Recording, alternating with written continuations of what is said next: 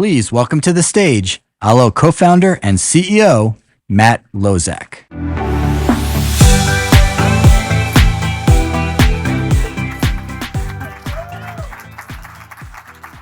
Amazing. Hello, everyone. Welcome. Yes. Today is an incredibly exciting day. We could not be more excited to have you all here to celebrate Criticality and talk a little bit about what's next. So I'm not sure if you guys are aware, but if you look that way, there's a site. And everything you see there, Aalo built. Woo! Aalo built this, yeah. And on July 4th, this year, at 12:20 a.m., our team achieved Criticality for the first time.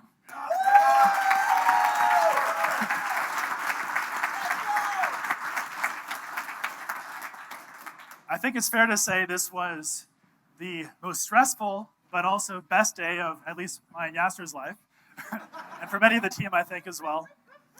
And we're just really excited to have you all here today to celebrate and take a little bit of a look at what's coming up next. So today we have a really good show for you.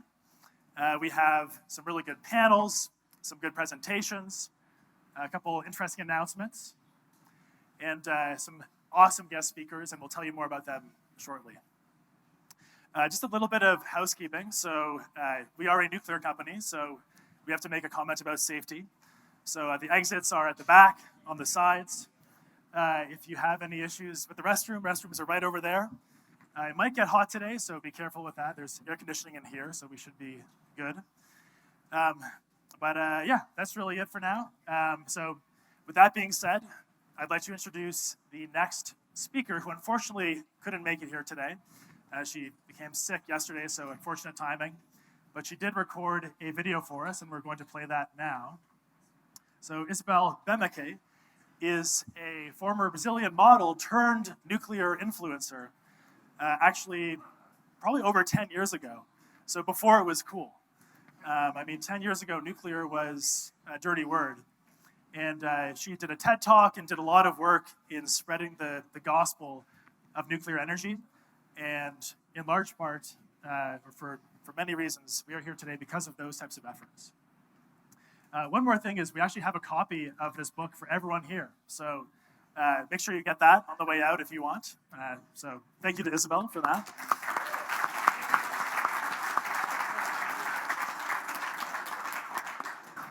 And without further ado, over to Isabel's video. Hi, everyone. My name is Isabel Bemeke. Some of you may know me as Isodope. And I'm truly sorry that I'm not able to be there in person today to celebrate this incredible moment. Just yesterday, I was talking to my friend Seth Cohen, who I believe is there with his lovely wife, Nicole. And he made a comment that gave me a lot to think about. We were discussing the launch of the nuclear life cycle campuses and how amazing it is that 5 states are already asking to host these life cycle campuses. And he said, can you believe it? You started from trying to save Diablo Canyon from shutting down to where we are today. And I have to say it's been an incredible experience for me to be in the nuclear advocacy space for the last 6 years. I started off in 2020 posting videos online talking about nuclear, explaining to people the misconceptions that they had and how the technology works.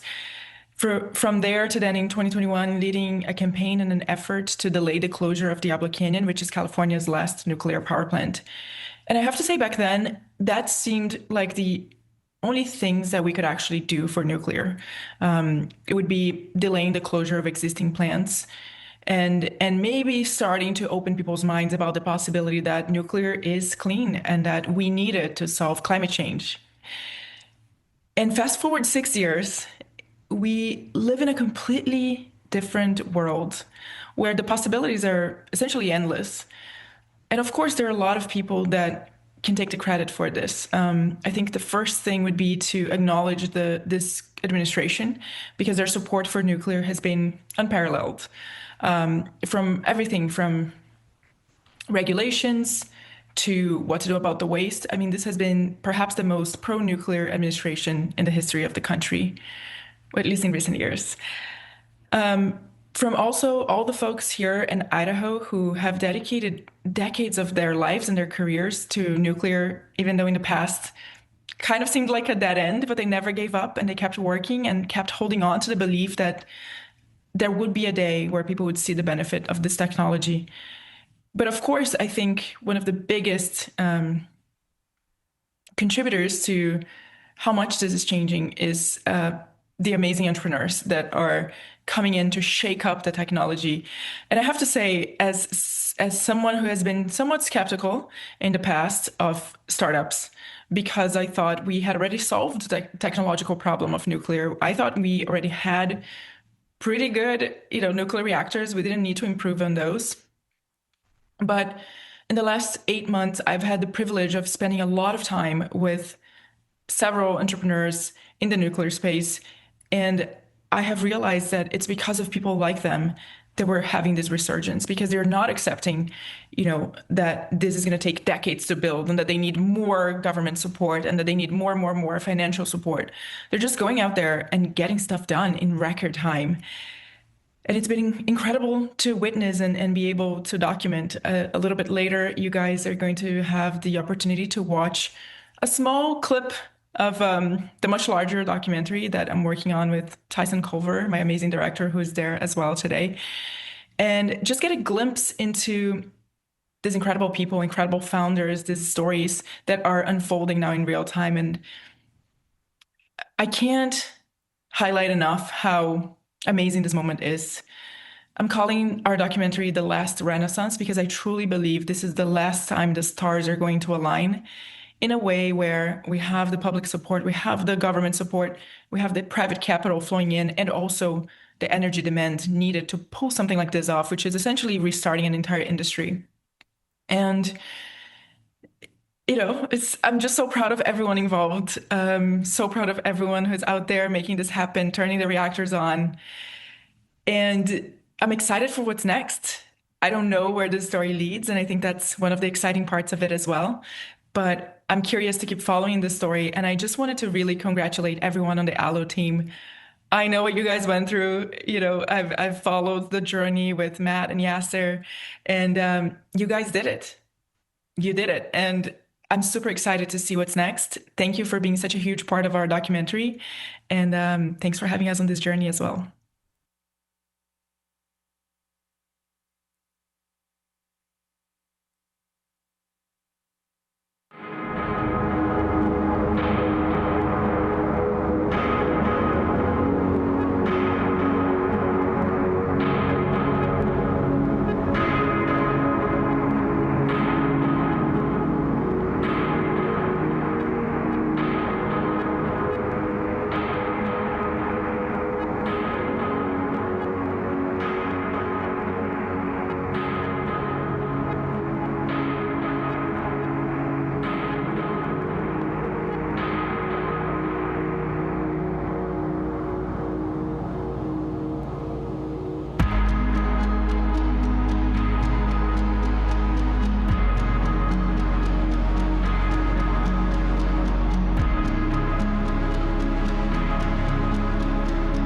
Please welcome to the stage Aalo co-founder, president, and CTO Yasser Arafat.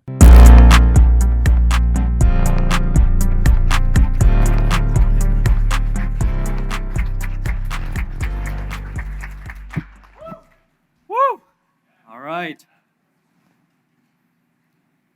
30 days ago, literally 300 yards from here, we asked the DOE Joint Test Group, hey, what are the chances that we could actually make July 4th?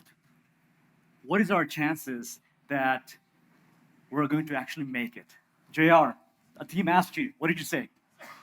5%. There's 5% chance that we would actually make our deadline a day before. There was 5% chance that we will all be meeting here in this venue, standing here and celebrating what we're about to celebrate. There was 5% chance that Matt would be standing in the Oval Office with the President of the United States.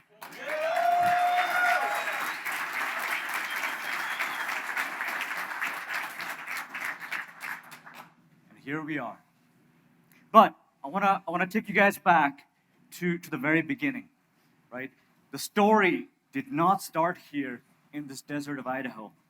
The story started a long time ago when Matt and I first met, and it started with a choice, right? It's the bets that we have made very early on that's panning out today. So nothing in Aalo is an accident, right?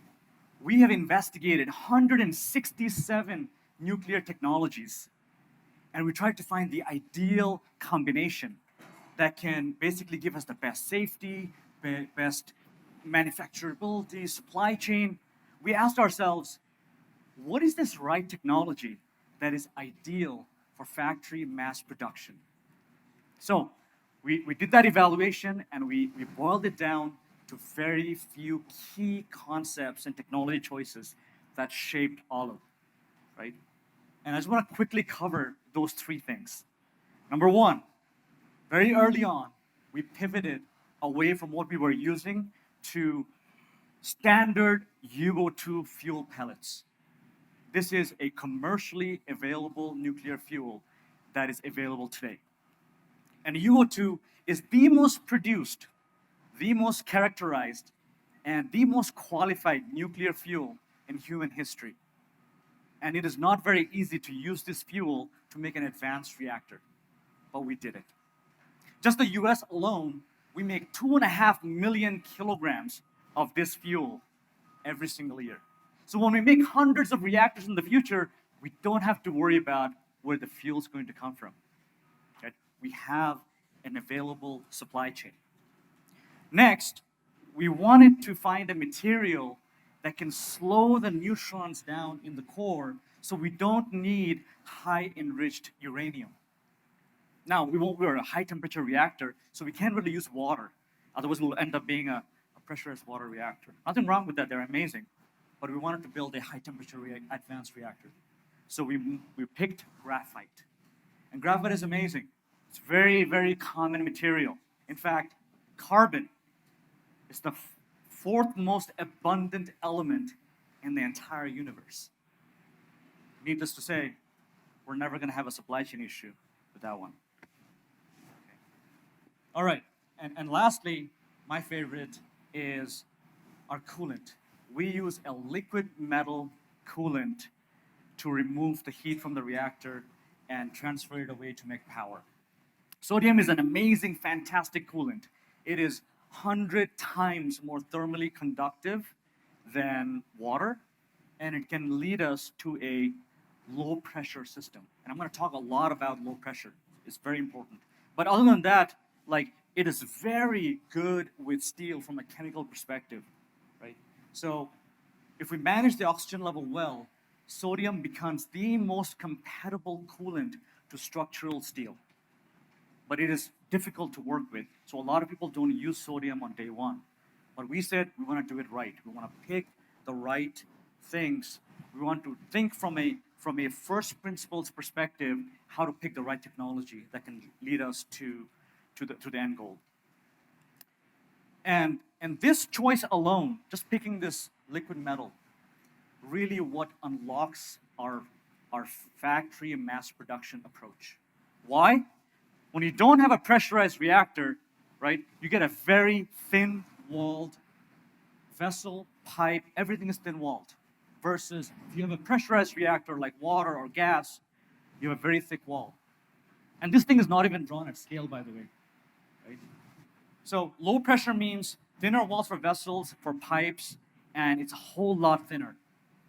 Why does it make a difference? Because when you're building it, you don't need hot forging to make your vessels. We can do cold plate rolling and welding. Forging a nuclear reactor vessel can take an enormous amount of time, 2 to 3 years to build one of these. And it's very expensive. And there's only a handful of places in the world that can make forged reactor vessels. We can build ours in our factory under 2 weeks. That's the big difference here. Okay. All right. Now that we have made all the bets, let's talk about the defiance. When Matt and I started Aalo, we wanted to solve 2.5 years ago. We wanted to solve two of the most difficult problems in nuclear. And as Isabel mentioned, we have reactors that are plenty safe. They work reliably. So what problem are we solving? The problem we were solving is the one that nuclear has been suffering for 50 years. It's speed and economics. It's the predictability of those two things. So we said, okay, from founding to fission, we want to do it under 3 years. And people told us, no, that's impossible. Forget about it. Cannot be done, right? And then we said, okay. And we said, we want to build a factory and build everything ourselves. And people said, no, just focus on design. Get that right. Let somebody else build it. But we are a defiant bunch. We're like, all right, we're not going to do any of that. In fact, we did quite the opposite. 6 months after we started Aalo, the first thing we did was build a factory. We didn't even have a complete design, right? We built a 40,000 square feet facility in Austin, Texas, just to follow our dream of having the first vertically integrated nuclear factory in the country. And we hired the very best people from across the industry, from aerospace, from automotive, oil and gas, people that have built real big, complex things. Brought them together, coupled them with our nuclear engineers, and the rest was magic, right? We didn't wait for design to be done, right? We refused to wait until, we have sorted every single kinks. We started to build right away. And the first thing we built was our full-scale, non-nuclear prototype. We learned how to build stuff in nuclear, right? The vessel, the pipes, fuel assemblies, how to do the right welding, how do we inspect it? We wanted to build and do it right. And from there, fast forward 2.5 years, we proved our speed as well. 20 minutes after midnight on July 4th of 2026, in a control room about 300 yards from here, we sustained a fission chain reaction. So on America's 250th birthday, we took America's newest reactor to life. We went critical. Woo! We did it. Woo! All right, now I've thought a lot about, what it means apart from this epic timing, right? Beyond just the poetry of it. Now, Independence Day is about people deciding they will no longer wait for permission from others to do the things that they believe in. And this is exactly what our team has done, right? We did not inherit an existing facility to build a reactor and just turn it on. We did not retrofit other people's design. We built everything from ground up. We vertically integrated. We built our building, our reactor, our core, our fuel. We even brought the power infrastructure from INL all the way to our facility and made all of that possible in a ridiculously short amount of time. And then, working shoulder to shoulder with some of the giants of the industry, Department of Energy, Idaho, Operations Office, and the Idaho National Laboratory, we got the permission, the authorization to turn this reactor on. And many of you guys should have been there that night. It was such an epic night. And I know many of you guys had travel challenges and we were trying to figure out if we want to go critical or not, but I'm glad you're here today. And while we cannot go back into the past, we wanted to show you a little bit of a video trying to capture some of that intensity, the moment, the way we have experienced it that very day. So with that, let's take a look.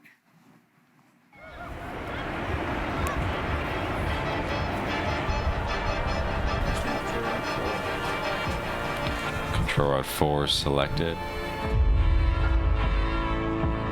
In October of 2023, we were a 2-person company and we started hiring. Let's go. We've got like 3 more hours of work. Within 6 months, we moved out of a WeWork and into our factory space. A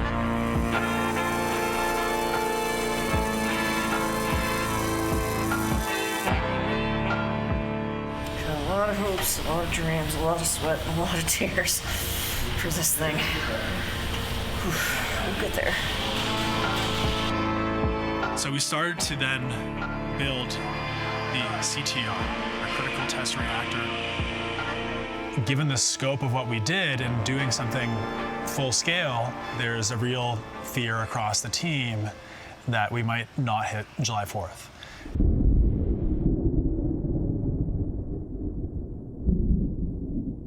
JTGs.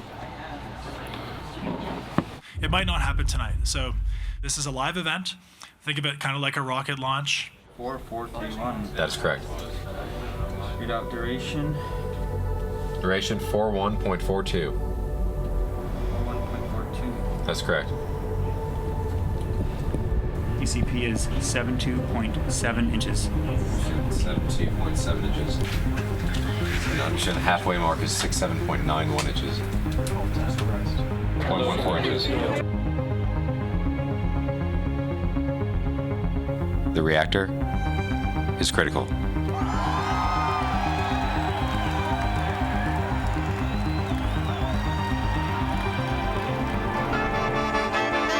Criticality is not the end game. It is the first step, or step of 10 that we have outlined.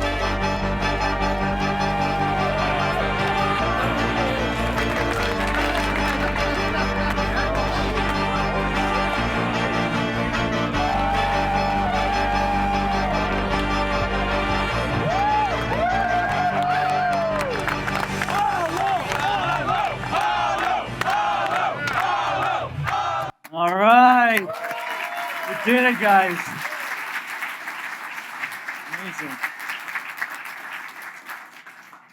Okay. Why did we build this reactor?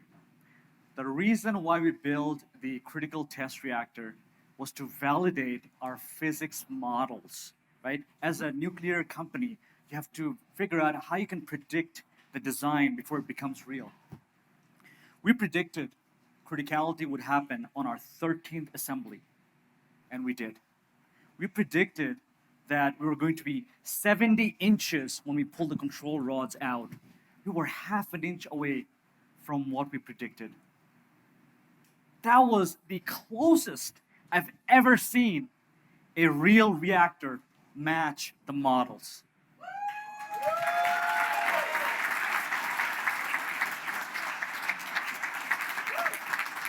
That's how awesome our team is at this. But criticality was the headline. That was the goal. That was the main mission from the top part of the government, right? But we wanted to learn more. We're not here just to achieve criticality. We wanted to also say, you know what? It is not a one-time thing. How can we maximize our learning?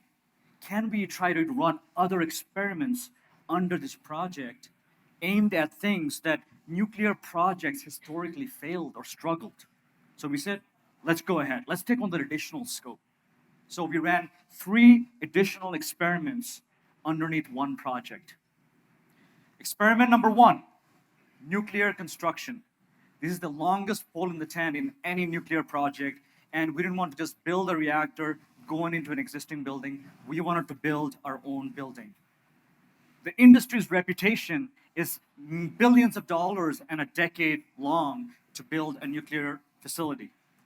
One expert even told us, like, hey, if you want to build anything out here in the desert site, even if it's as simple as a tool shed, it will take you minimum 2 years. Forget about a reactor building. And we built ours 36 days.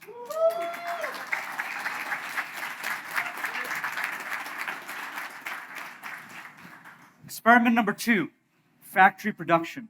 A lot of people talk about factory production, but we decided to prove it. Because we had a factory in Austin, Texas, we wanted to go ahead and give that a go. And because we had a factory, We were able to build the entire reactor under 4 weeks.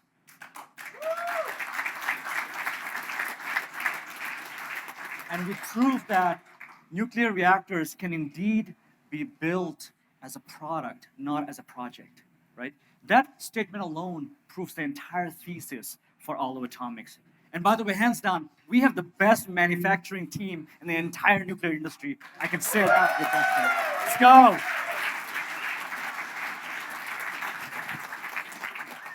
By the way, going fast does not mean not being safe. We wanted to make sure that we have the right pedigree recognized by the nation's nuclear industry and the regulators. We built our entire factory and we implemented nuclear quality assurance program.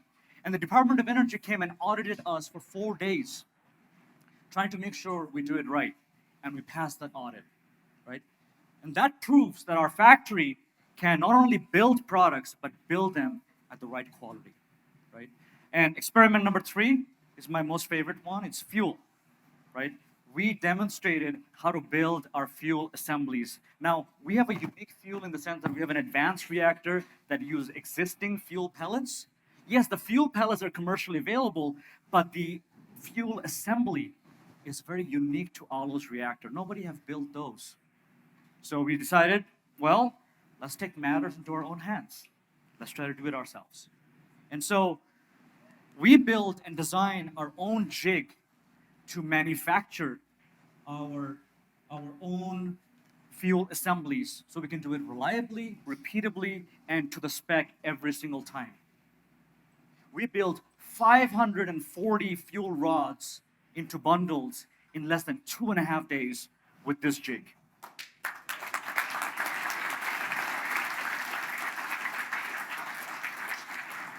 Now, not only can we mass produce nuclear reactors, we also demonstrated we can actually mass produce our fuel bundles. No fuel, no reactor, right? Now, what does all of these add up to? There's 3 takeaway message that I want to have you guys remember. One, we built everything at full scale. We did not want to deal with scaling analyses, right? This is not a benchtop demo or a subscale model. This is everything is done, every fuel, every core, every moderator, control rod drive mechanism, the vessel, INC systems, shielding, all of this is pretty much the same as our full 30 megawatt thermal reactor, right?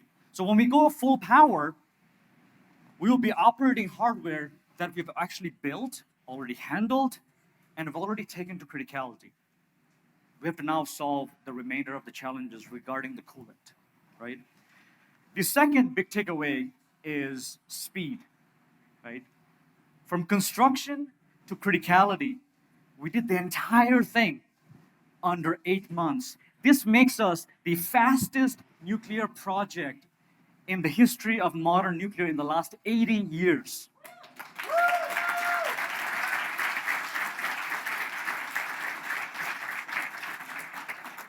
By the way, we did this very capital efficient way. We only spent less than $40 million for building our entire reactor. So when you have speed, you have the right safety level, you basically have done it, at the right scale, and you've done it cheap. Those are all the recipes of a killer product. And we can't wait to get to that day when we can build our first product and get to market. Now, one thing I do want to stress, which is very important and near and dear to my heart, is about our team, right? So when I was growing up, I read a lot of comic books. I loved them, right? I loved the heroes that were in those books, trying to learn about their stories, and those heroes, they didn't do things, they did the impossible things, not because it was easy, but because somebody had to, right? And I've always wondered, what would it be like to actually meet one of these heroes in real life? Turns out 30 years later, I've been walking, working, living around 100 of these heroes around me.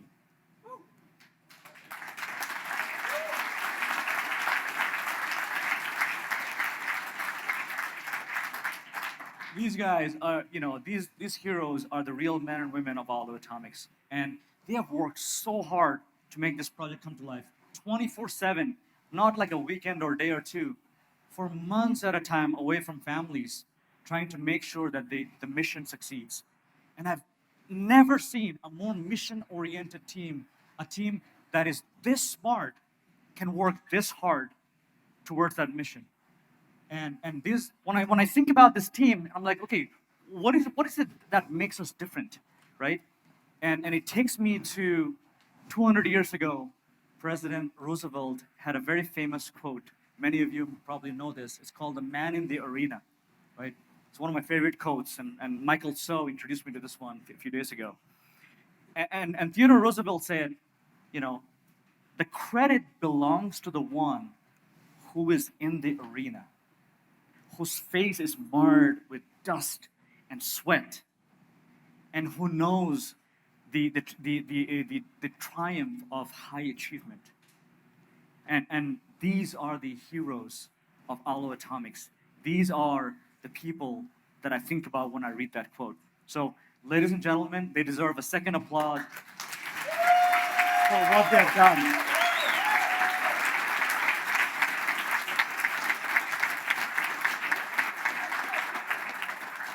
I'm so proud to work with these amazing people, and we really have the best team in nuclear, hands down. Okay, we talked a lot about our CTR. We want to talk about what's next. All right, the way I'd like to describe this, right? We conquered neutrons. We built a machine, we made a bunch of neutrons in the reactor, and we sustained efficient chain reaction. Now, and that was in CTR. What's next? Next, we want to conquer atoms, particularly sodium atoms. We want to know how to flow it, how to heat it up, how to do heat transfer, purify it at very large scale. And so we're building a very large machine called Aalo Zero. We'll talk about that. Next, we take that energy and then make electrons, make electricity out of it. And that will be done at Aalo X. And Matt and I will cover a lot of the details about these two projects in the next few minutes. Okay, let me cover Aalo Zero first. What is Aalo Zero? This is our full-scale, non-nuclear prototype of our full-scale reactor, right? It has 60,000 pounds of sodium. And we want to do this at large scale so we understand how to build it, how to load it with sodium, how to operate it, how to do maintenance, repair, really create the workforce development in this project. And we are partnering up to make this come to life with one of the nation's best kept secret in nuclear, which is the Idaho National Laboratory.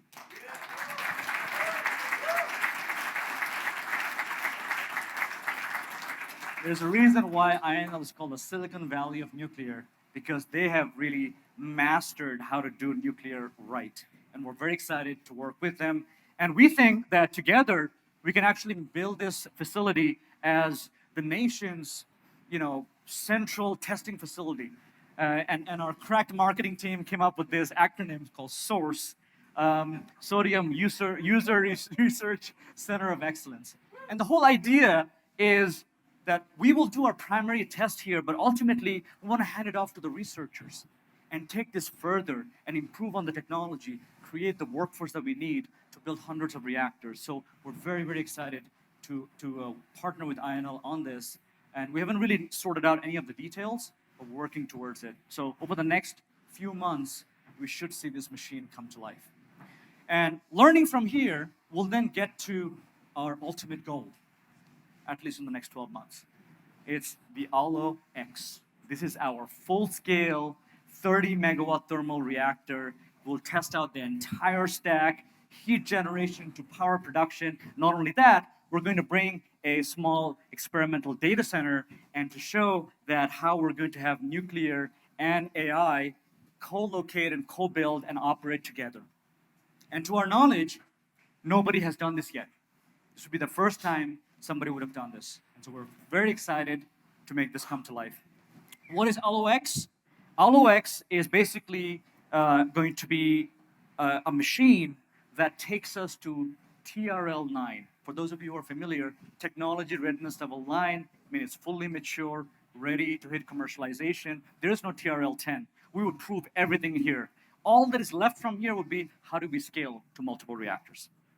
This is not, by the way, a distant dream. This is not something we're planning to do in the future. The construction of this project has already started right behind you in that plot over there in the background where the Aalo flags are. We've finished the earthwork, we're laying the foundation in the next few days, and we're planning to have this reactor come to life. We have a stretch goal. It is to make power by July 4th of 2027, right? Now, we have shown you guys what happens with this team when you give them 12 months and a July 4th deadline. They will make it happen. Okay, key learnings that we would have never learned had we not built the CTR. One is construction. The way we have implemented learning on how to construct that reactor, we took this learning to AaloX and we found, oh my gosh, the construction cost went down by 3x. Had we not built that building, we would not have had that insight. It's a very new philosophy of building nuclear buildings, right? Very, very important. The next thing we learned is how do we essentially, we have done a lot of modularization for CTR, but we love it so much that we're like, oh my gosh, our product has to do even better in modularization. So we're fundamentally transforming how we're building and designing the hardware in our power plant, and we're moving toward what is called hyper-modularization.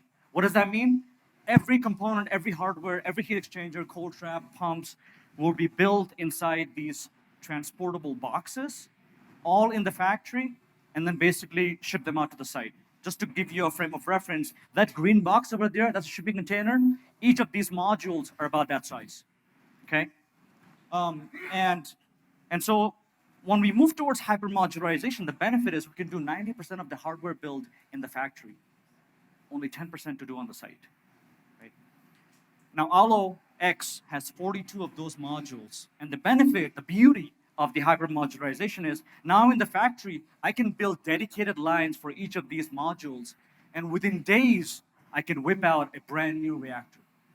That is the secret sauce. That is the essence of factory mass production. And we can't do it faster without going towards hypermodularization. And obviously, the best way to transport these modules is through by road. Highways are the best ways to transport these modules. We can leverage all of the 3 million semi-trucks that we have in this country that have access to 4 million miles of highway. We can go in all 50 states if we want to, right? Best way to move these from the factory to the end site. All right, when it all comes to the site, this is what it looks like. It looks like a good old nuclear power plant, right? But the only thing we do is 3 interfaces between these modules: fluid, electrical, and structural. That's it. And that way we can cut down a lot of the on-site work, and all of a sudden we move away from being a project to a product, right? Every single of this reactor can roll down out of the production line. Every single one we will continue doing. It's going to be better, faster, cheaper, and we'll get very good at this over the next few years. What we're really prepping towards is making sure that we can deliver the promise that we have had to our customers, the AI data center customers, with an ideal product. And for us, that is the Aalo Pod, a deployable 50 megawatt power block that we think will revolutionize the AI data center industry, right?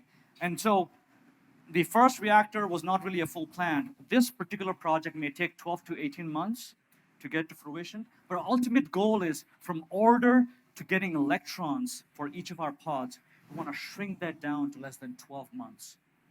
And when we achieve that timeline, gas turbines will become irrelevant. That's the future we're working towards. So, few months ago, Matt came to me and said, Yasser, data center customers, every single one of them we talked to, they want 3-9 reliabilities, right? This is the reason they can't get off the grid, okay? What can we do to solve this problem? What can we do on our product side? I said, okay, we're just gonna make a little fix. Instead of having a single 50 megawatt turbine, now we have 3 25 megawatt electric turbines. We have N+1 on the reactor side, as well as turbine side. So if a reactor is down for refueling or maintenance, or if a turbine is down for maintenance, the overall plant doesn't have to go down. The plant is always on. And that, we think, will really revolutionize and disrupt the power industry for data center. We might see a future with this product where data centers feel comfortable enough to move away from the grid, because now we can provide the same reliability that they have been looking for. Okay, I promise I'm going to wrap this up soon. We cannot move on without talking about licensing, right? So far we've been working with a lot of regulators to make sure we can get to the finish line. Obviously, the CTR was a DOE authorized machine. The next program, the full power reactor ALO-X, will also be DOE authorized, but very quickly we're going to transition that work to the NRC license. And then from there, every single pod will reference the license that we already received from the ALO-X work, right? So it's always a reference, rinse and repeat. Ultimately, we want to bring the licensing framework down to less than 3 months, right? And none of this would have been possible without some key folks working at the Department of Energy trying to make all of these magic happen. And so I've got an amazing speaker after me that is going to talk about some of those things that's been happening in the background that's making all of this possible from a regulatory perspective. I'm not going to drop any hints over here. Okay. All right. Last thing, to sum it all up, right? What are we doing here? So by 2027, this is the future that we want to forge. We want to be in a state where we have proven our tech, that it works. We have operational license. We also have a license from the NRC. We have matured our supply chain and figured out how to scale up our factory, and then sign firm contracts with our customer to deploy these, right? We want to convert those MOUs and LOIs to firm contracts. I've mainly spent a lot of time talking about the first two.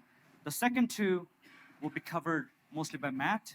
He's going to give you a much deeper dive on the last two part. But before we bring Matt to the stage, I want to bring this special guest that I'm talking about, Seth Cohen. He is an amazing person. He have done tremendous amount of work behind the scenes. He was a legislator on the Senate. I'm completely screwing up your I'm gonna pull up my notes. Can I have my phone? I have to do justice on this one, guys. Please, bear with me. He's a former top U.S. nuclear official and previously a Supreme Court and appellate litigator. I don't even know what that means. And he worked at Kirtland & Ellis, and that's where he worked with the White House to lead a lot of the nuclear policy implementation that we are benefiting today, right? And not just in DOE, but on DOE, NRC, and NASA, right? And which is like mind-blowing to me. He also drove a lot of the regulatory efforts, guiding many of the reactor programs to criticality, us being one of the beneficiaries. Thank you, Seth. And also originated the administration's Nuclear Lifecycle Innovation Campuses, which got announced 2 days ago. So, amazing work. Not only that, he recently left the DOE to move on to use all his experience to do his own startup, which is in stealth right now. I can't tell you much about it, not because I don't want to, because I don't know as much. So, with that said, I want to welcome my good friend Seth Cohen to the stage. And now some remarks from Idaho Governor Brad Little.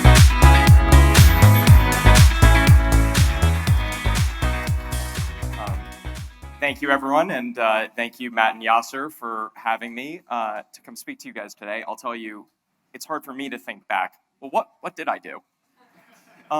And that is, I think, a really good jumping off point for what I want to talk to you about, which is how do you actually make change happen on a broad scale?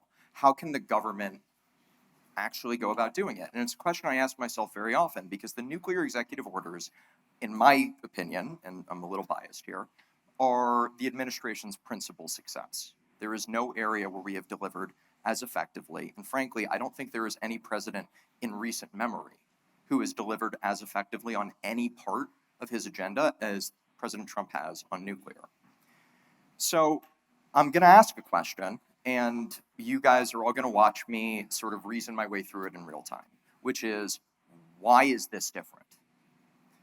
So when we started, before that, I think it comes back to three principal things: structure, mission, people. And you'll see, as I explain how we came through this, how each one of those merged and became a virtuous cycle that allowed us to continue iterating as we developed new initiatives and executed on things that we had in the pod. So, structure. You know, as my dear friend Isabel explained earlier, this is a really unique time. We are in the last Renaissance. The stars have aligned perfectly between the need for energy, which is insatiable, at a time when grid growth has remained flat for decades. America has consumed roughly the same amount of energy for decades. And then in 2022, or 2023, I believe, ChatGPT goes live and the world changes. And suddenly America needs to power itself. At the same time, you have a generational shift in attitudes. The people who grew up hiding under their desks are not the primary voter today. And they're ready to view nuclear technology as something really as a unique energy source that can solve problems that they see in the world, not without tying it to sort of these, you know, the fear-mongering of the Cold War era. And then you have a president who desperately wants to see this happen. And when a president wants something to happen, they have this incredible tool. It's called an executive order, and this is the beautiful thing about democracy. Everyone is supposed to listen to what the president says in the executive branch, right? Yeah, that's not even remotely how it works in actuality. The president signs something, and then it's delegated down to agencies where you actually have to implement. But if you want to be successful, it's not enough to just go top down. In fact, almost all of the work occurs at the bottom layer. It's the incredible people, and we'll talk about some of them, at DOE Idaho and INL and the NRC, who really need to make this stuff happen. And so you need to get bottom-up cultural change as well. Nothing happens without that. And so that brings me to mission. When we started thinking about why we were here, why we should do nuclear, it seemed pretty clear. We are in the beginning stages of a 20-year Cold War with China that's going to be litigated through AI technology. And there are a lot of ways for us to lose, but if we don't get it right here, we lose the entire thing in day one. And so we went in to the agency, because this is the other key thing about the executive order. The president tasked DOGE with implementing the executive orders 14-300 and 301. And that was the critical decision that allowed us to make all of these things happen and unify interests across the federal government. So we went in and, you know, we had conversations with DOE Idaho and INL and the NRC.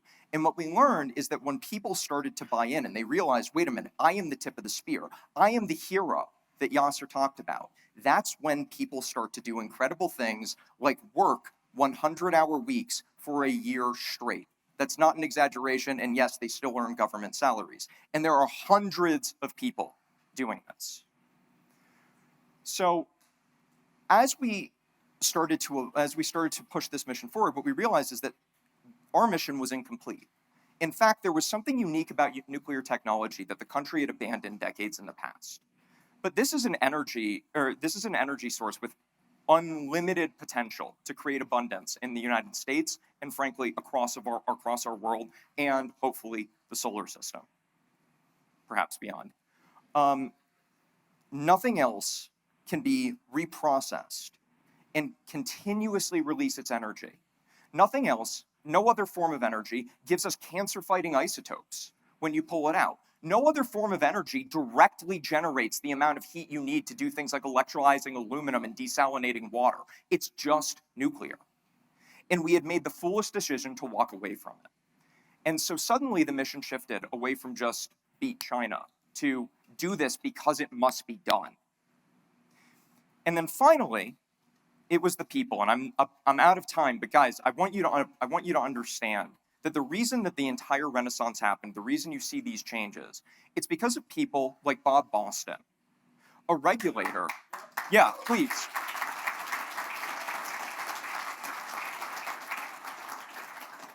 Bob is the pioneer of the world's first performance-based licensing system for nuclear. And this was an iterative process. And it required a tremendous amount of faith in us and trust that we had to build over multiple cycles. And that same trust, by the way, is what you see when the licensing model is deployed. When DOE authorizes a reactor, there are multiple checkpoints, constant interaction, and that's what the guys at Aalo had to work through. And by the way, they did, and they were able to turn on by July 4th safely.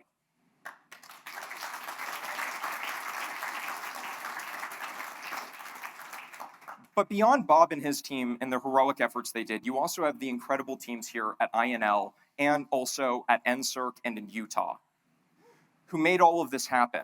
And this required a fundamental shift in attitude. And it's going to require one moving forward. You have visionaries like the lab director here, John Wagner, who allow, yeah, please. John was willing to say, hey, wait a minute, as Launchpad grows, it's not just going to be at Idaho. That's great for us, it's great for Battelle, but you know what? I'm here because I want to see nuclear energy grow, and so we want people to put reactors wherever they want to put reactors. It does not have to be at Idaho. That is an incredible unlock, because the United States is filled with amazing minds and entrepreneurs and innovators, and there are a lot of great places to get this done. And when you force concentration and the market doesn't want it, it doesn't work out. You have people like Ron Krohn, who made sure that facilities could be built properly and operated properly so that we could see 3 different reactors turned on the Idaho National Lab in less than a year.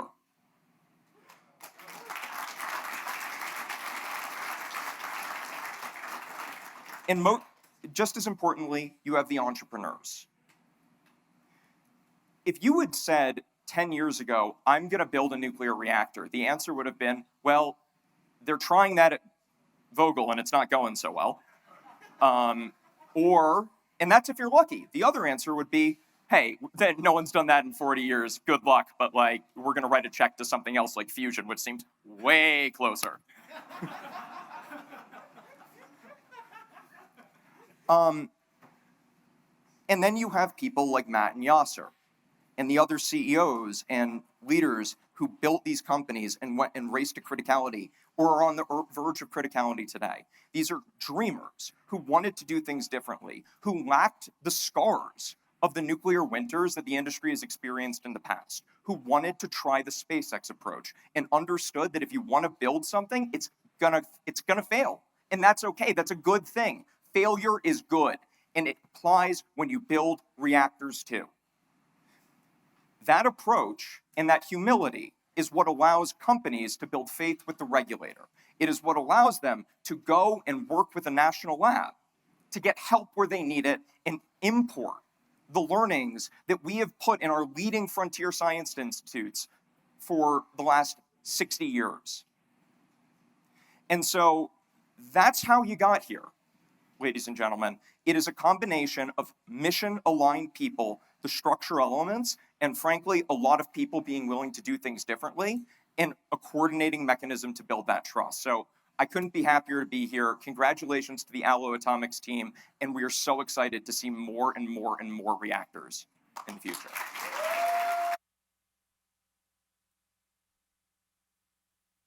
And now some remarks from Idaho Governor Brad Little. Hi, I'm Governor Brad Little. Congratulations to everyone at Aalo Atomics gathered today at INL. I wish I could be there in person to celebrate this milestone with you. But I wanted to take a moment and say thank you and congratulations. Reaching criticality earlier this month wasn't just a technical achievement, it was a statement. It showed the world that Idaho is leading the way in advanced nuclear energy, and that our partnership with the INL continues to deliver real results. Idaho has always believed in bold, forward-thinking energy solutions. Aalo's work here is a perfect example of that spirit. As you look ahead to commercial deployment, empowering the next generation of AI data centers, know that Idaho stands ready to support you every step of the way. Congratulations again on this achievement. Here's to what comes next. right here in Idaho Falls.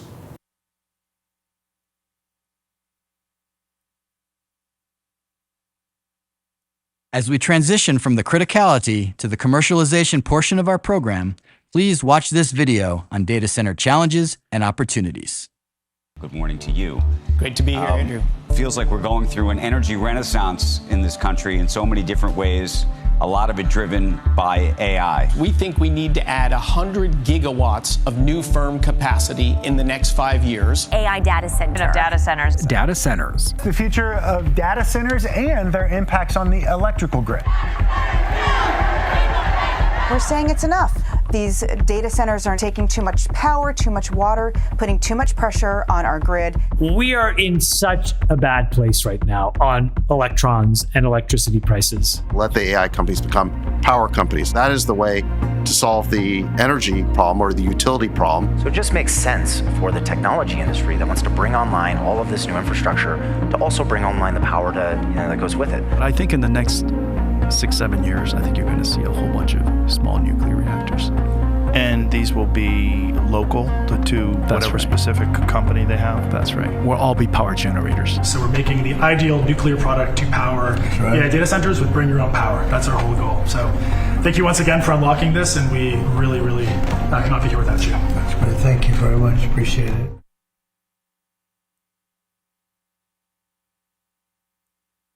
Please welcome Matt Lozak back to the stage.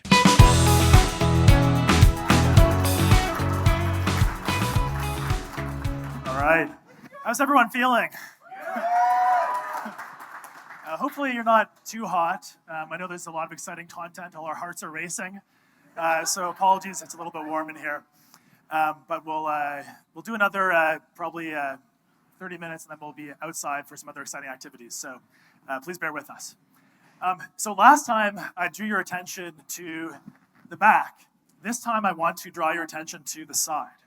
So if you look over to your right, you will see EBR2, unless your view is blocked by the restrooms.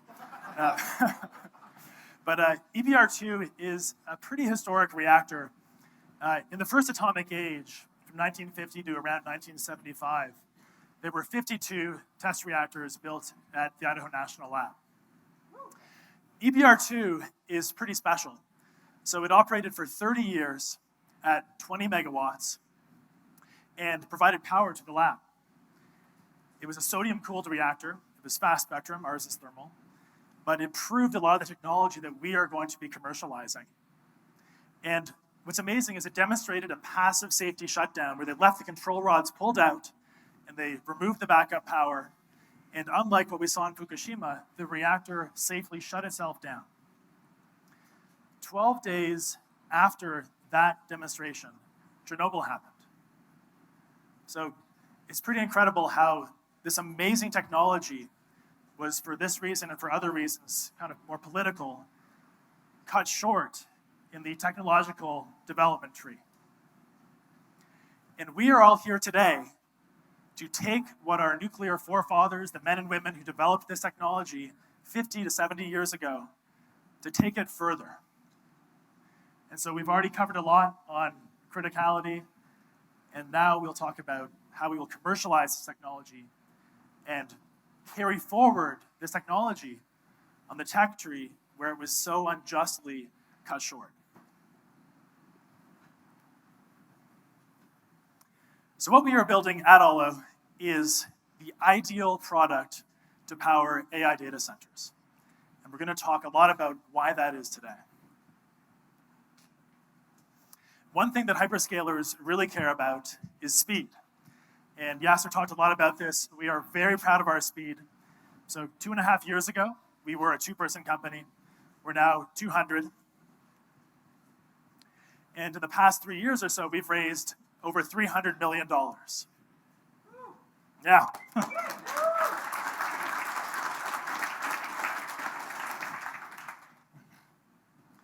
Yasser also alluded to this. We've spent less than $100 million to get to criticality. And that includes not just the fuel, not just the reactor, but also the factory, all the equipment in the factory, the staff, the design time, the regulatory fees. And this looks pretty almost comical when you compare it to certain unnamed public competitors who have spent somewhere between $1 and $2 billion and have yet to turn on a reactor. So we are very proud of this. And by the way, yeah. Capital efficiency. Capital.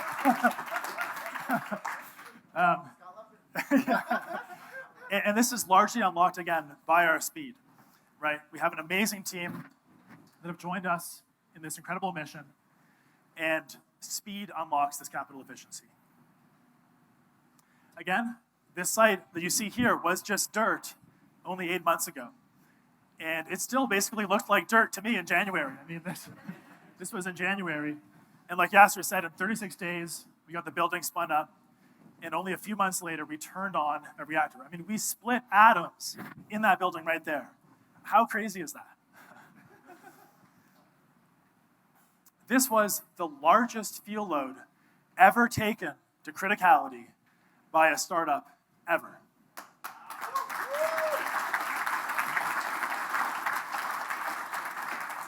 And not just by a little bit, by a lot. Yeah. So some other unnamed competitors who also are moving quickly, we respect these competitors quite a bit. They've chosen other fuels that are harder to procure. So they wouldn't have been able to buy this much fuel if they'd wanted to. And again, our whole focus is having the most commercially relevant system for data centers. And so that is why we chose UO2. That is why we were able to go critical on a system capable of producing 30 megawatts thermal. That same fuel will go into the full power reactor and produce electrons in less than a year.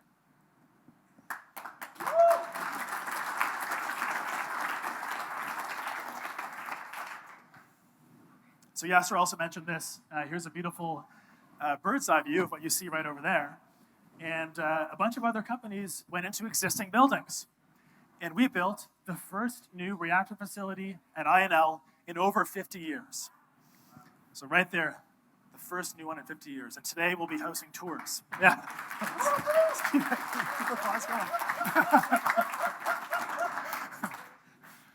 All right. So again, Yasser did a bunch of great thank yous. We did a big thank you to the team. One more thank you to a lot of the families that are in the room today. So thank you.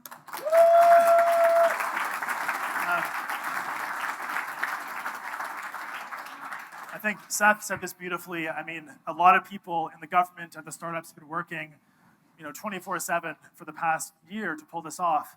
And really, all the family and friends and loved ones have had to see a lot less of all of us during this period. So thank you again for bearing with us and supporting us in achieving this mission. Thank you to our investors, many of which are in the room. So we just could not have done this without you, obviously. Many of you supported us from when we were just two people and an idea. Some investors laughed us out of the room. Those in this room did not. So I appreciate it. And thank you to our commercial partners. So today is very commercial focused. We have a big announcement today coming up, but we've had in the past a number of MOUs, LOIs, all kind of working with us as we increase our TRL level. And so thank you again to everyone who showed belief when, again, it was just an idea. So thank you guys.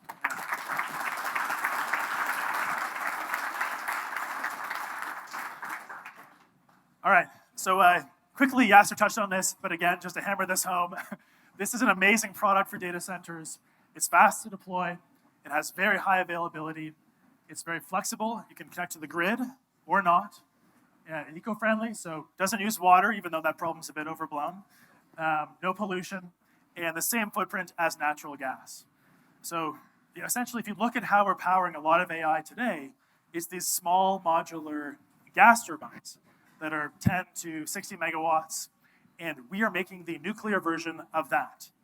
And we firmly believe we can be cost competitive, if not beat those products in their price. Again, Yasser touched on this, but I'm going to add a little bit of a commercial flavor to this. The scalability of our supply chain is bar none the best in nuclear, 40 gigawatts per year. That is a key part of what unlocks our scale for data centers. Sodium, again, is a coolant that unlocks mass manufacturability. So I kind of think of sodium as being like the nuclear equivalent of landing a rocket, right? Like, is it easy to land a rocket? No, you have to gimbal the engine, it's more work. But is it worth it? Yes, you save the whole rocket. So is sodium easy? No, right? It's opaque, it's reactive with air and water. But is it worth it? Yes, because it's 100 times more thermally conductive than any other nuclear coolant. Our vessels can be this thin instead of this thin, which means we can roll it in the factory in a matter of hours instead of 6 to 12 months in the heavy forging. And we have a couple aces up our sleeve in terms of just how much power we can get out of that form factor in the future. So a little foreshadowing for the next 5 years. So what this all means is we believe we can get below 10 cents per kilowatt hour with this first product. And that will be a game-changing price point. There's a bunch of stuff here we can go into, desalination, industrial process heat, and so on. Essentially, the world is our oyster below that price point. And importantly, the first-of-a-kind price will not be above 20 cents. And this might get too in the weeds for some, but I think this is really important to highlight. We have a narrow window afforded to us by the fact that natural gas prices are going up. And data center demand is so huge. And so because we can hit around 15 cents for our first of a kind, we can have a window into this market. And for many other technological decisions that are 20 cents or above, that window is not open for data centers. So this is critical to our strategy, and we really firmly believe we can hit this price point. And then one last thing here, this is really exciting. So our long-term vision, and apologies, Scott, again, for saying this, but our mission is 3 cents. This is our long-term mission, right? Think of it as the equivalent of landing a fully reusable rocket. It's a 20, 25-year mission, but we think it's achievable. And there's a lot that can go into this: mass production, automation, centralized operations, and everything you see here.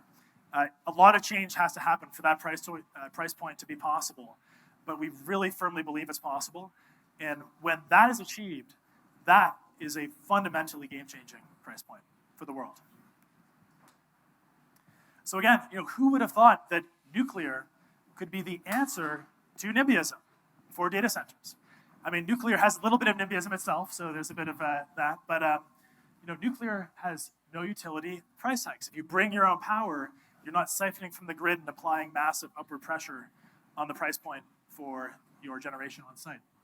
No pollution, no water consumed, small footprint, quiet. So who would have thought that nuclear could be the solution to NIMBYism for data centers? We think it can be. Okay, so a bit on what's next. Yasser touched on this a little bit, and we want to put a bow on this. So we've just achieved Project First Light. This was our criticality on our first full-scale reactor, and we did this on July 4th. Up next is Project Crucible. So Yasser showed this beautiful image of the full-scale Aalo Zero, the non-nuclear prototype. Essentially, this is the inverse of what we just achieved. So full-scale fuel, no sodium. Next is full-scale sodium, no fuel. And lastly, Project Ascension, going to full power by July of next year. And we are very excited to announce today we are putting a data center right next to Project Ascension. So we'll get to that in a second. Yeah.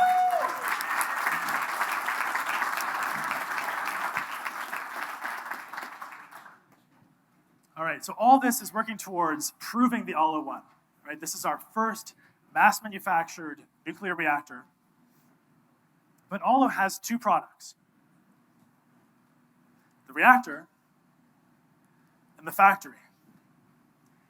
And as Yasser mentioned, our first factory was 40,000 square feet. And we moved in there around 2 years ago as of the next few weeks. But today, we are, actually, this is jumping ahead. So in December of this past year, we shipped the first 5 modules. So this was a big event. You can see here the size of the modules. Yasser showed the rendering. This is the modules on a real truck. So every module, not just the reactor, but the whole power plant, fits on the back of a truck. That is our whole design thesis, is what is the most powerful system you can fit in modules in the back of a truck. However, we have outgrown our factory. Yes.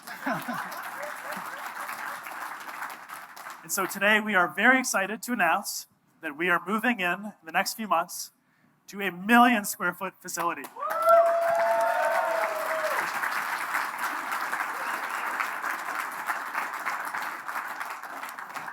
This will be Aalo's home for the next few years as we scale production to our first gigawatt per year level. We'll talk soon about that exact plan. And by the way, to pay for all this, yes, we are fundraising. And we can't say exactly how much we're raising. I might have let it slip to President Trump last Friday. But we'll be raising a lot this year. And we're also happy to announce that yesterday, we signed a term sheet for our Series C. Yeah.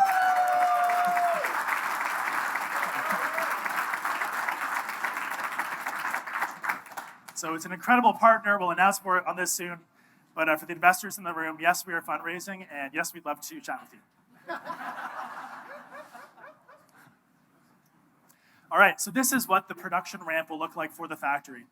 Next year, we're looking to produce 5 reactors, then 15 in 28, 50 in 29, and 100 in 2030. And again, we're calling this a gigawatt factory, not to be confused with the gigafactory. These are totally different things. But when you hit 100 reactors per year for the 10 megawatt electric Aalo 1, that is a gigawatt per year. I want to reflect a little bit on that number. So a gigawatt per year, is that a lot? On the one hand, traditionally, it takes 10 years to build a gigawatt nuclear plant. That's kind of crazy. So a gigawatt in a year, that's amazing.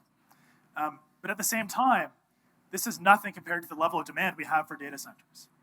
And so our plan is to keep scaling, right? 1 million square feet is just the beginning. In the future, we'll keep doing larger factories and produce 10 gigawatts, maybe even 100 gigawatts per year one day. But you have to start somewhere, and this will be an amazing way for us to get started. We couldn't do this without our amazing suppliers. So we have 207 that we partnered with to work with in the supply chain. And we put a lot of thought towards how do we scale from 10 to 100 to 1,000 reactors per year, and which parts of the supply chain will bend or break along the way to get us there. We're almost there. I know it's super hot in here. This is crazy. And so that's a lot on the supply side. What about the demand? We have signed over 10 gigawatts of LOIs and MOUs thus far. And the way that we are planning to orchestrate all these projects is as follows. So as mentioned, we have the ramp of the factory output.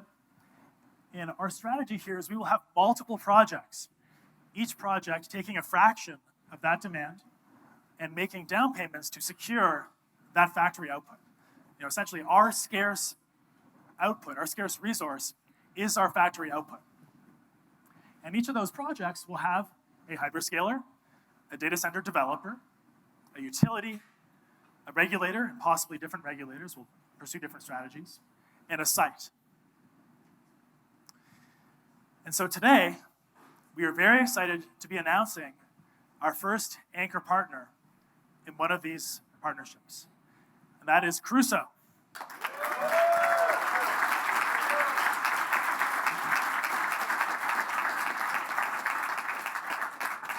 So today is a very big day. This partnership is fairly multifaceted. There's a lot to it. So one aspect is we are actually putting a Crusoe Spark data center right next to Aalo X right here. Yeah.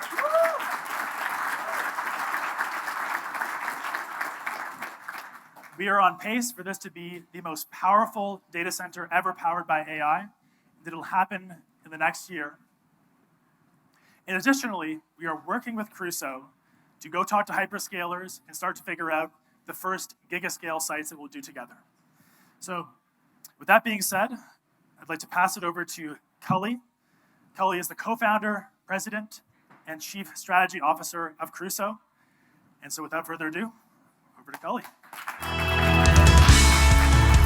Nice.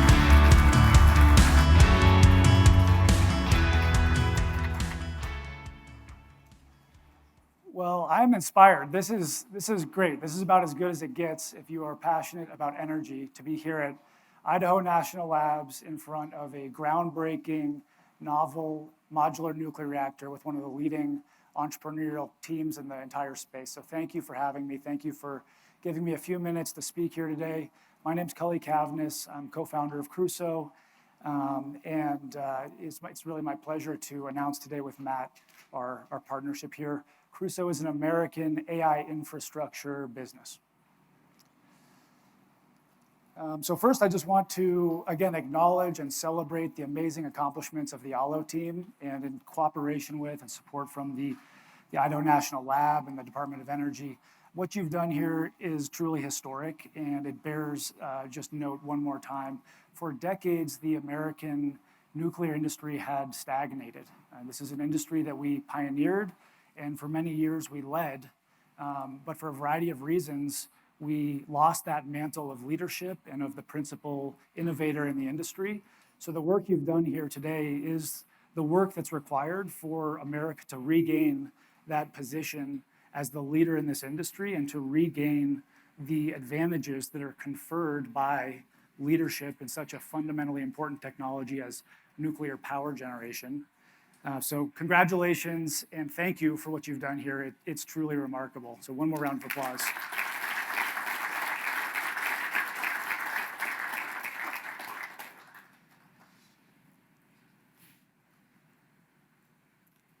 Crusoe has a mission statement, and that is to accelerate the abundance of energy and intelligence.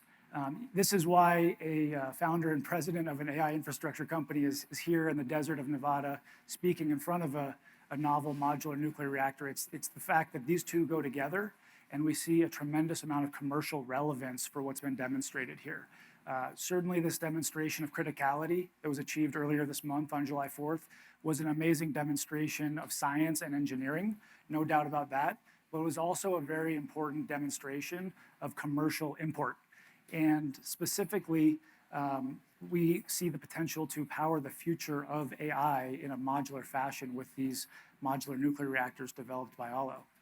A few words about Crusoe. We say that we go from electrons and molecules to tokens. More and more around the company, I hear we go from dirt to tokens. And we share a lot of common principles with the Aalo team, notably vertical integration, starting with manufacturing and manufacturability in mind, starting with the end in mind at the beginning. Crusoe operates manufacturing facilities, 5 factories, also 1 million square feet of capacity across the United States, hundreds of workers across Colorado, Oklahoma, Louisiana. We manufacture the critical components that go into power projects and data centers. We have a data center business that designs, engineers, and operates large and small data center projects. We have a team that designs, builds, and operates power plants and partners with power partners such as Aalo. That team was very involved in this project. And we offer a cloud computing platform called Crusoe Cloud, where we make our computing resources available to customers for training and inference workloads. And at Crusoe, we have core values. One of those core values is to bend the arc of energy towards sustainability, and within that are some important principles. One of those is relentless commitment to energy innovation, and another is to use our position in the marketplace to enable and assist energy innovators, like the Aalo team. And so we partner with a variety of frontier energy technologies that we think have the potential to unblock and accelerate AI infrastructure. But when I look at this list, it's clear to me that none has the potential to move the needle as much or as fast as nuclear technology. Another one of our core values is move fast and make things. Another value we share with the Aalo team. If you have to place a bet on nuclear and the entrepreneurs in nuclear, I think your strongest leading indicator is speed and execution and this bias for action. And you can't see it more strongly anywhere than you can with this Aalo team. That's a big part of the reason why we chose to partner with Aalo, because we share that commitment to speed and a bias towards action. So why is this commercially relevant, and why is the theme of this event about commercialization? It has a lot to do with this chart. We've all seen many charts like this. And certainly nobody has a crystal ball as to exactly how steep or how far the line goes for AI infrastructure's demand for electricity. But as an operator and a practitioner in the space today, sitting where I'm sitting, I can say we will take as much firm, reliable, affordably priced and clean power as we can, and we need it fast. That's the position that the entire industry finds itself in today, and nuclear is certainly one of the very important potential solutions to this problem. And so that's building on that is the reason why we've announced this partnership today. Two goals of this partnership, two main goals. One is first to demonstrate to the industry a shared vision for a modular nuclear reactor powering an AI data center, simply to show the world that operationally and commercially these things go together and that they match and can be scaled together. And then the second goal is to scale that vision, to commercialize that vision by the end of 2029 to deploy this at scale. We envision doing that in 50 megawatt increments, though that certainly is not the limit, that is just the beginning. And to accomplish this, as Matt mentioned, the first step is to deploy a Crusoe Spark modular data center here at Idaho National Lab, just across the way from the Aalo X system, which will be producing power as soon as next July 4th. We all heard the challenge.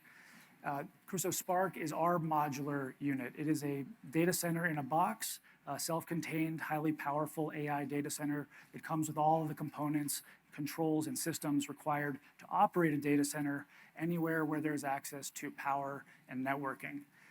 These are highly extensible. They can be scaled from 1 megawatt to hundreds of megawatts. And notably, they consume little or no water depending on the model. They can support the frontier of GPU computing resources. And they'll be produced in Colorado at Crusoe's newest factory, just outside Denver, where I live, which already has hired 50 full-time manufacturing employees to manufacture modular data centers at pace, and will soon be employing hundreds of American workers full-time in manufacturing roles due to the amazing job-creating potential of AI.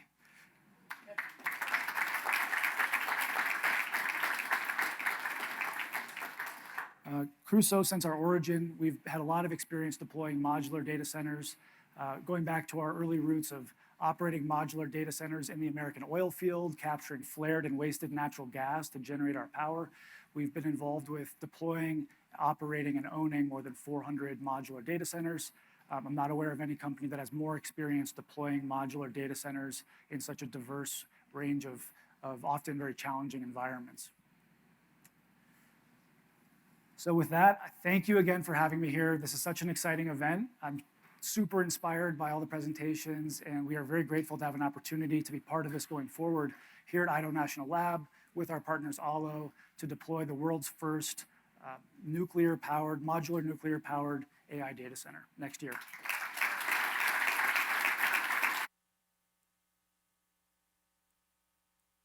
Please welcome our panel of distinguished speakers for a discussion on nuclear and the data center.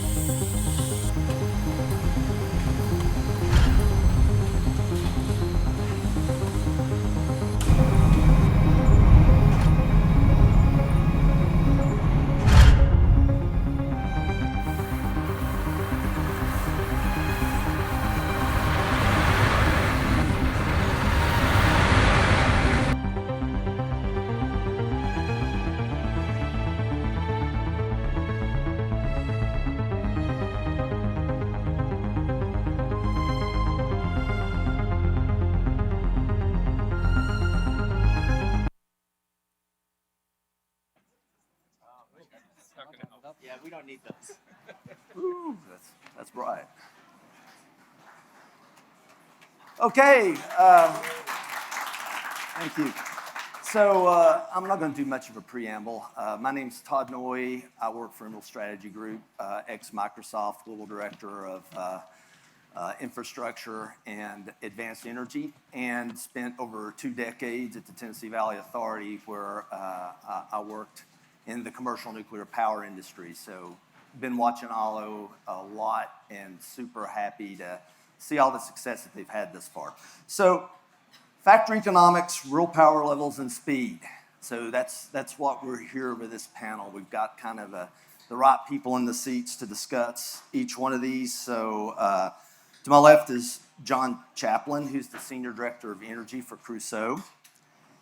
Shane Lees, who's the Shane Lees, he's the Executive Vice President of Nuclear Operations for AEP, one of the largest utilities in the United States. And then David Stack, who's Vice Chancellor at Texas A&M. So welcome the panelists.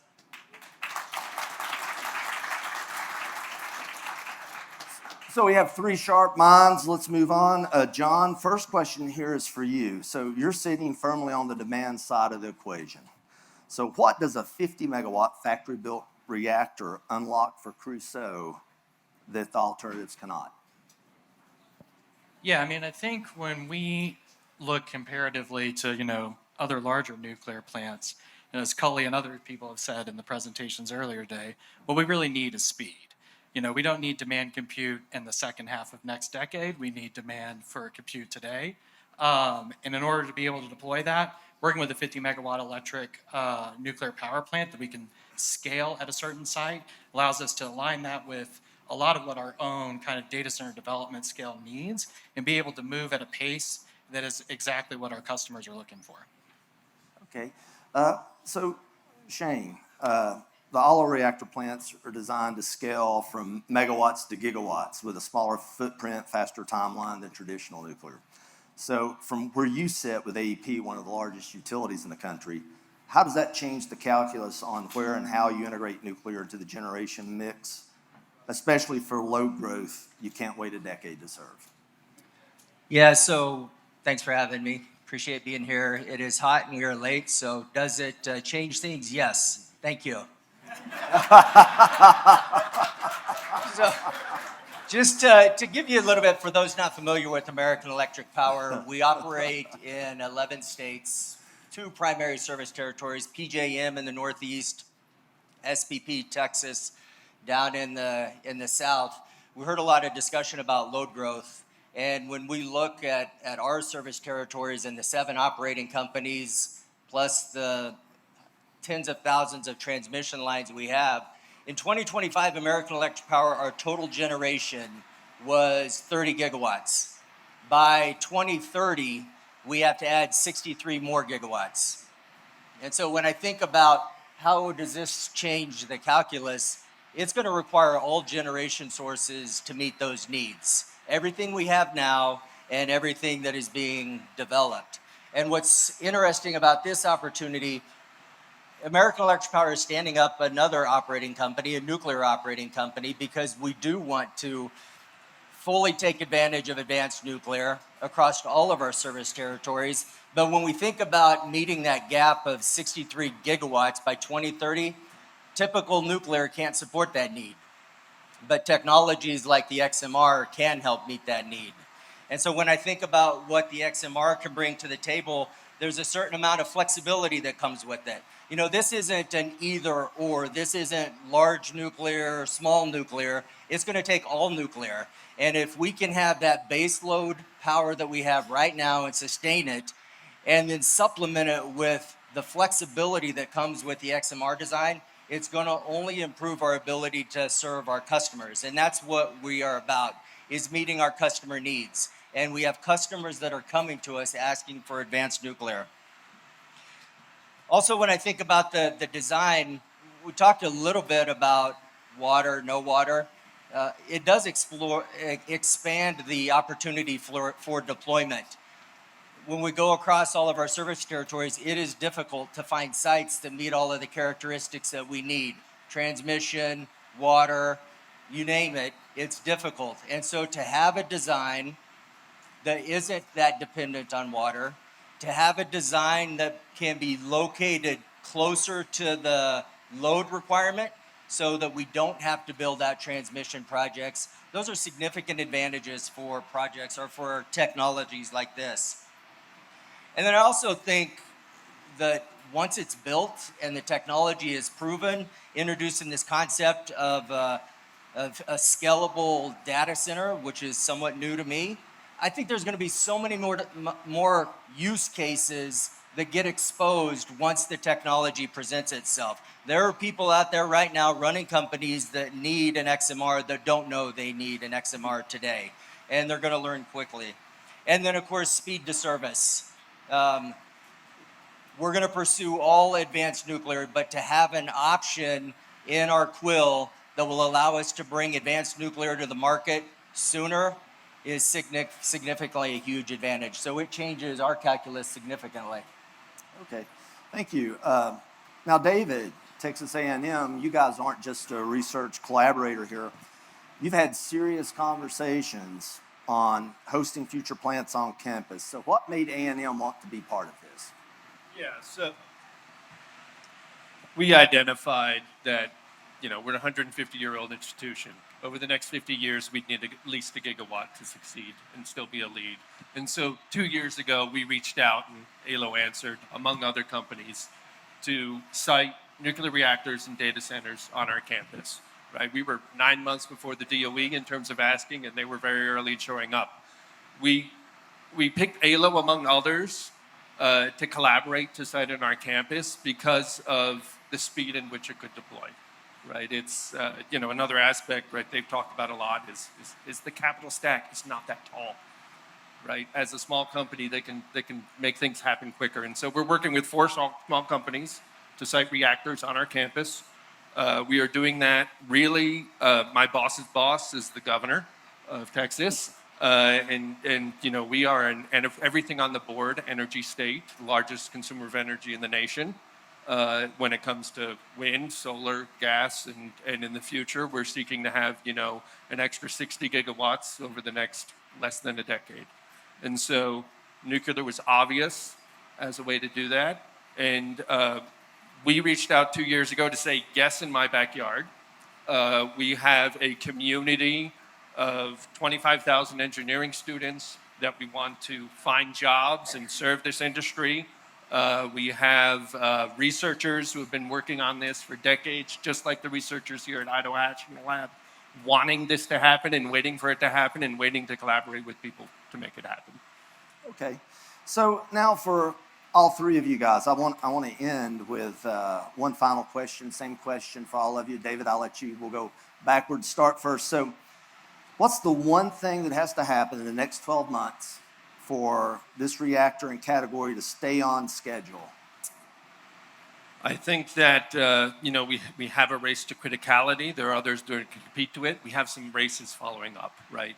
The race to produce an electron, the race to couple that to something, and then the race to a gigawatt, right? In terms of, what's happening over the next year, and my hope is over the next 3 years, right? And I think there's a scale of reactor, and there's multiple scales of reactor, which are going to compete to meet that final end goal, which is a race to a gigawatt.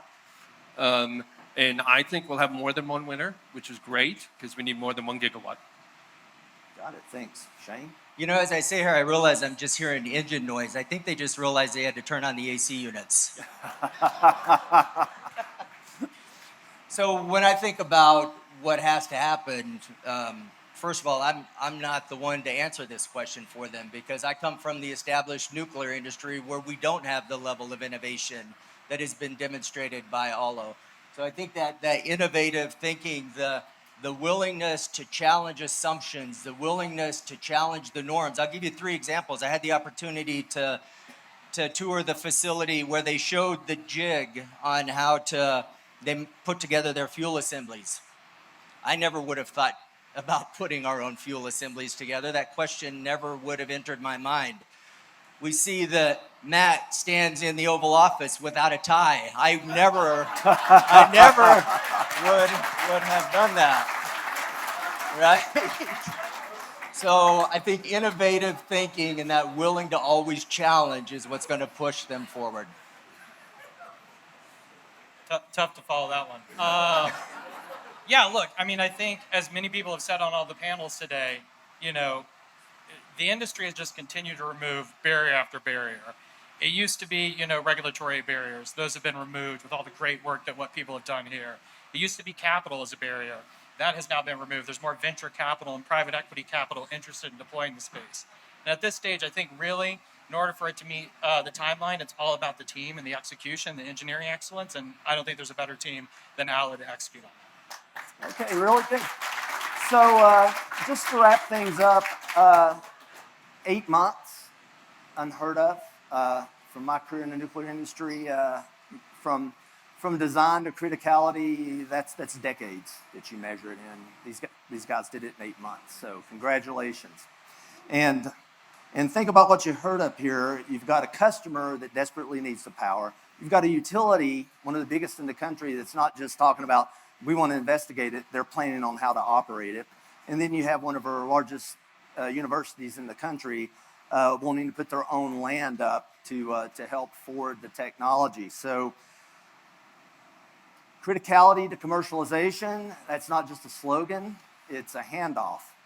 And it's going to be handed off to folks like this, and it certainly seems to be in good hands. So thank you guys for being up here today. Thank you to Kathleen Stu for hosting the event and the rest of the Aalo team. Happy to be here, and everybody have a good rest of your day.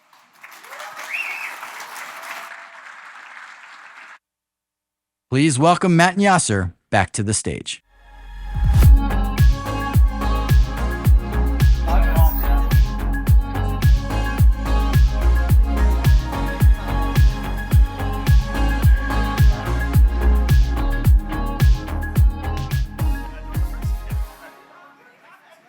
All right. On a scale of 1 to 10, how hot are we now? We'll make this short. Okay. Thank you all. Sorry?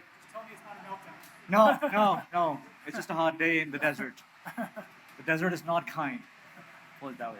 All right. Before we finish this this day here today, I want to say a few words about nuclear operations. Right? Turns out, Aalo as a young company, we're very good at designing, engineering, building, but turns out we took a lot more challenge and we really went head on trying to do nuclear operations. What we learned is we have a lot of room to grow. We have a lot to learn. We have a lot to improve on, right? And it's a little backstory. We were, at the very end, found ourselves in a predicament where we found a lot of gaps in our operations team. And that's where the leadership at Idaho National Laboratory jumped in to the rescue and said, hey, Aalo, you guys are doing amazing things. We want to help you succeed. Whatever gaps you have, we can bridge those gaps. And they helped us out get over the finish line. And without them, we wouldn't have made July 4th. So I want to give a big shout out to INL.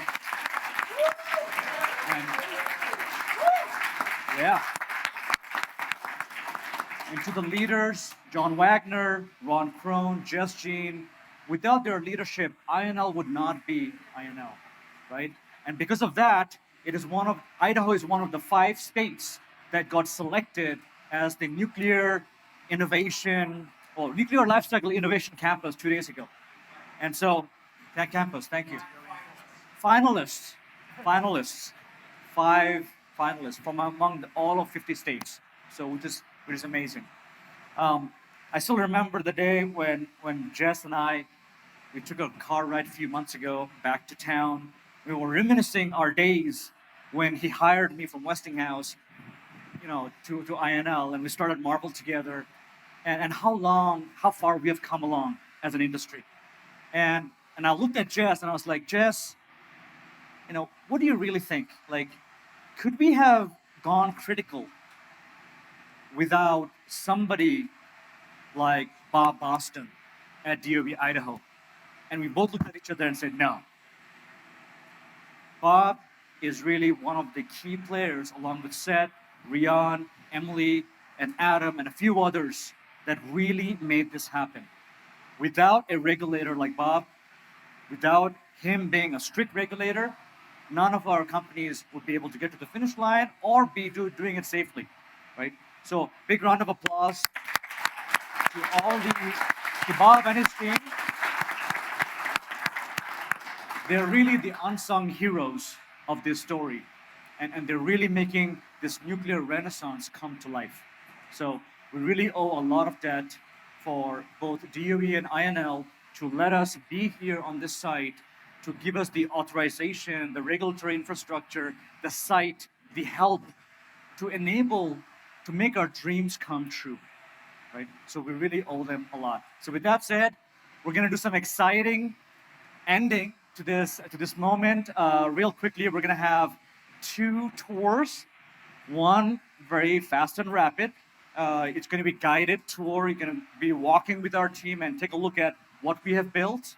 And the second tour is a guided tour. If you can stay a little longer and tolerate the desert heat, would love to take you to a more curated tour afterwards if you have time.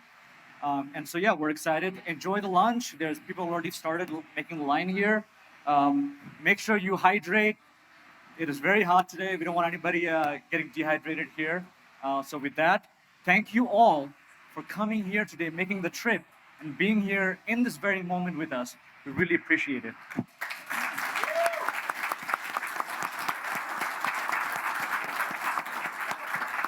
All right, and one last thing. We are about to do the groundbreaking on the ceremonial groundbreaking on the data center with Crusoe. So we can all also look at that, and there's some shovels and helmets ready for us right over there, so let's go. All right. Thank you. All right, let's get those off. Yeah. I'm with Aalo because I believe in the mission.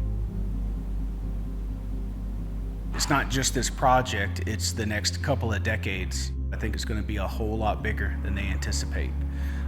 Right now, this is just us proving the science. Once we get into the commercial side of things, it's just going to take off like you wouldn't believe. I mean, and that's why I'm here. I want to be a part of all that.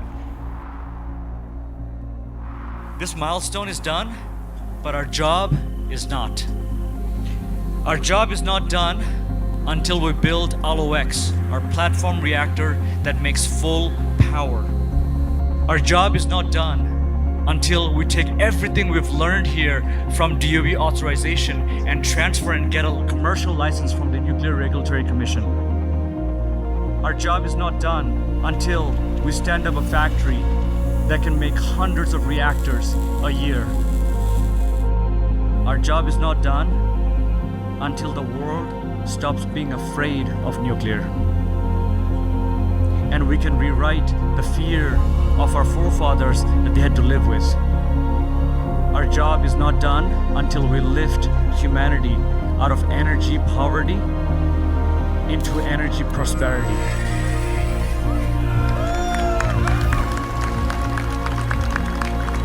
We will not stop until we've changed the world.